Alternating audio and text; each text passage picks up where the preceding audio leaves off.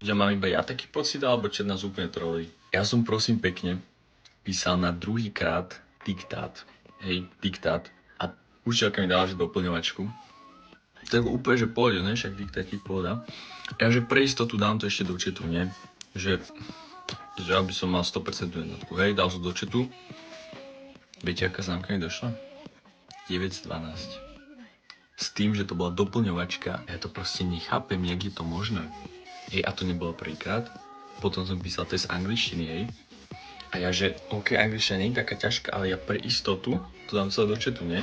Že aby som si to overil nejaké veci, hej, tak som to pomenil, opravil som to, niektoré veci som mal zle proste. Došla mi známka. Tuším, 87% som mal, alebo 89 zo 100. Keď som mal celé všetko z chatu.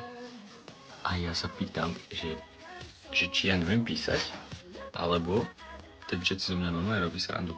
Tak, ja ti dám teraz 5 odpovedí zle, aby som mohol už znám. Tak to je chore. To je...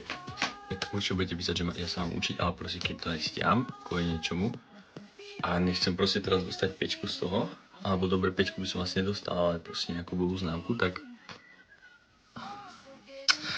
Takže tak.